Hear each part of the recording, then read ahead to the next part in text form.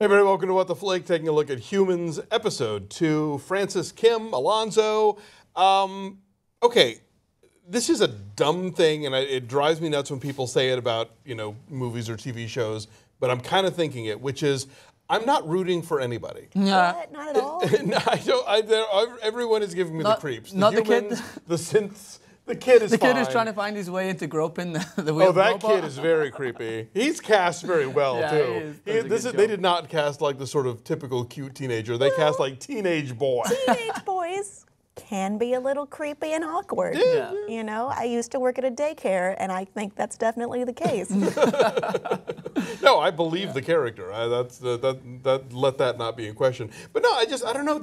I find everyone kind of unsympathetic. Like most of the human characters seem sort of driven by this rage about the synths, or they're up to no good, or they're pervy or whatever. And then the synths all seem to have this agenda that seems at least nefarious. I'm kind of with the synths. Yeah, that's what I'm saying. Do you not think they're deliberately doing that with the human characters so that you feel sympathetic? No, and I would if the synths weren't like taking, young girls out into the rain in the middle of the night. What is that about? And what is that dream with the car? I think it's like Is that what happened to her before? Well, that was the conversation that they had about when they're trying to figure out what they can and cannot do. Someone's like, well, maybe if they are actually feeling, then they're going to have dreams, right? And they're going to have memories. So I think that they're just using her as an example to think that she's had some sort of previous whatever happened before with Leo and the group to come back. Right. So like it's a way that I think they can try and change their personalities, but whatever happened before is still going to come through at some point, I guess. Okay. I'm not sure. Also turning me off to the synths is William Hurt's nurse. Vera? Yes. Okay, so she's a case for, when we watch like a dystopian future TV show or read a book, and it's just like, I'm doing this for your own good. Yeah. This is you don't know. And then you get to the point where the synth like says, my job is to clean the house, and you're dirtying the house, I'm going to kill you. I'm sure someone out there is like, see, this is where Obamacare is leading. Exactly.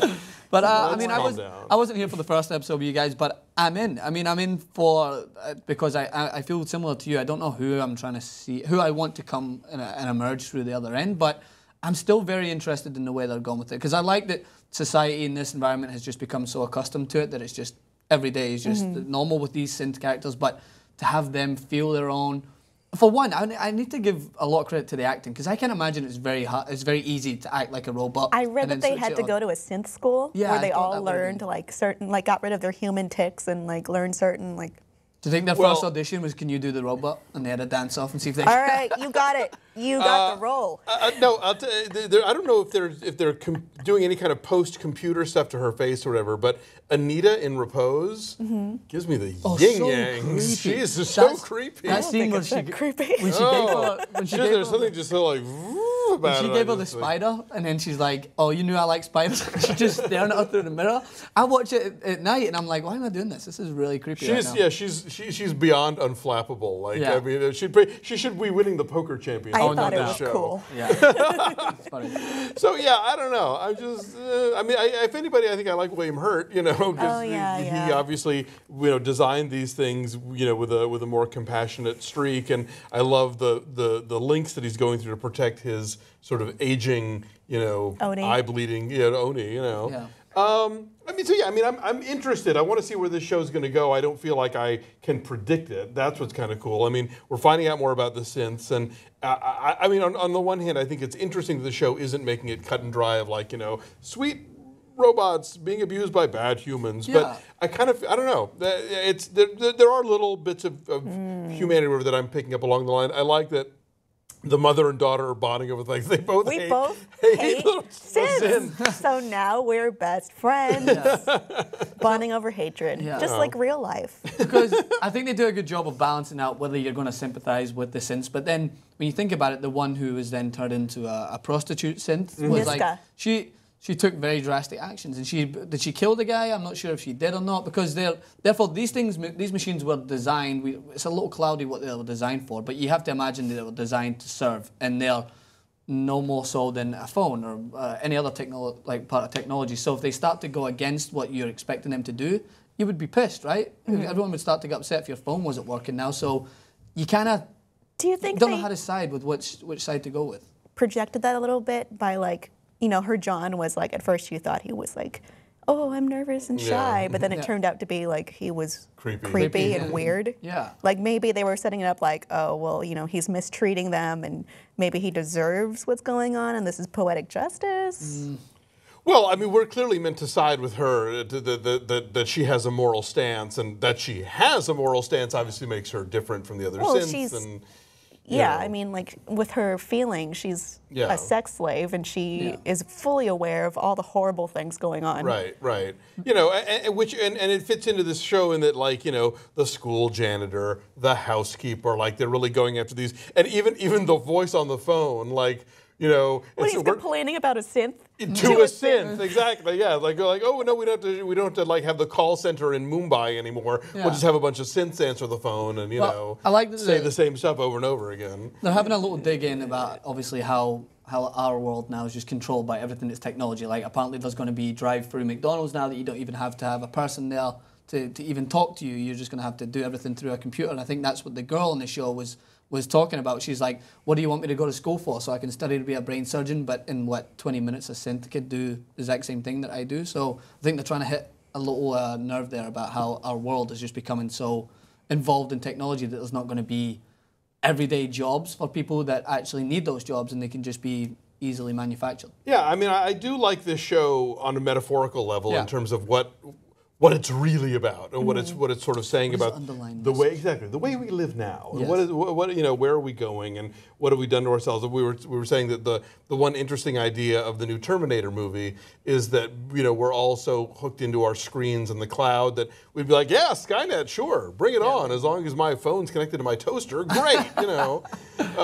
So, you know, yeah, I think that it is touching on interesting issues. It's just okay, I take it back. I don't care that I'm not rooting for anybody. I like the moral ambiguity because this is in the service of a more interesting, you know, reflection of our world. Mm-hmm. Well, and the same way we were talking about it before with Ex Machina, one of our directors here said that the sci-fi field has been emerging since. I didn't buy into a lot of the other sci-fi movies that I've seen, but Ex Machina was really interesting to me because it started to touch on artificial intelligence, what if they could feel, what starts to emerge from that. And in this show, they make a couple of interesting points.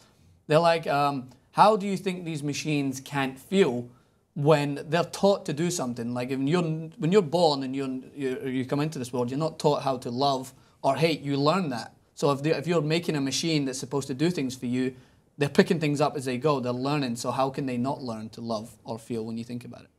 Take that to the grave and think about it. Why are you accusing me now? I don't know, I'm accusing you. What do you think, Kim? Like you don't think they can feel? I know you're super into the show, so I want to hear your take on this. Hear your thoughts. I mean, I can understand how that wouldn't work in real life. Yeah, of course. But yeah, I do like the different points of view on this. I mean, like Mattie, for instance, is a very nihilistic point of view. There are other finer things to learning besides learning a trade or what have you. And but I guess on the other hand, we can't all be poets. Right. We talked about that last week. Yeah. Well, I mean, they're definitely toying with that balance because they have the characters that you want to sympathize with because they're feeling more so, and you have the ones that are doing their duties. So like, I'm trying to figure out the creator who is it his older version now? He doesn't want to upgrade, like that guy that still wants to hold on to the flip phone that never wants to upgrade to an iPhone. No, because I'm married to one of those. So he became attached to it, right? Phone like a son. Yeah, exactly. Yeah, well, and if the flip phone apparently has pictures of your dead daughter that you can't transfer anywhere else. Yeah. You know? Oh no, you could never get rid of it. Let's talk about Leo. So what's up with him? What is he? Yeah, you know, when they plugged the electrodes in, it was like, oh. He's a synth. Yeah, he's clearly. Just a different. But he bleeds red, though. Did he upgrade himself? Is he maybe a cyborg? I don't understand. You know, I'm thinking, I'm leaning towards cyborg just because they have shown us, like, you know, when Odie bled blue, when she cut the neck, you know, so yeah, they're all blue. So if he's still red, I think he started human and then has sort of maybe, I don't know, what are your thoughts? Or maybe he disgustingly started synth and stole human parts and became Frankenstein. No, I don't think that happened. That's not a real theory.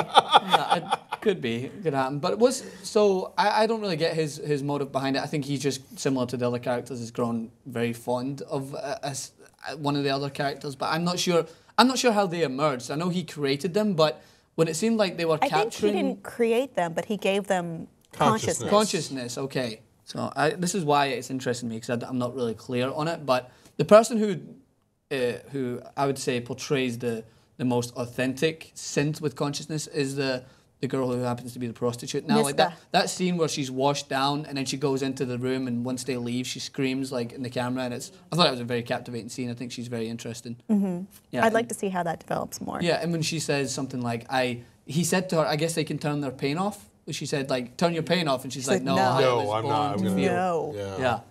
Interesting. Yeah, I like how tough she is, but I kind of don't understand, like, I mean, as a person, you're like, I wish I couldn't feel like right now when you're in horrible situations or if you're depressed. And then she's like, no, I want it. Well, and I think also it's like, I have that option, but to exercise that option makes me a machine. Yeah. To not exercise that option makes me a conscious being. Humans can be machine-like, though. I mean, we talked about this a lot in the first episode. Like, we made machines more human-like, so humans don't have to be machine-like. Yeah, but that's not always how it works. Yeah. Well, when the cop gets into his car, the partner, when we first see her, is sitting so rigidly still that I thought she was a synth, and then she kind of moves. I was like, I see what you did there, show. Yeah, that's part of the message behind it. Like you said, it's that you don't understand. They're trying to fade the line so much so that you don't know which of us are actually created to just act like machines and which of us are actually machines that work. Oh, good, Blade Runner. Yeah. There you go.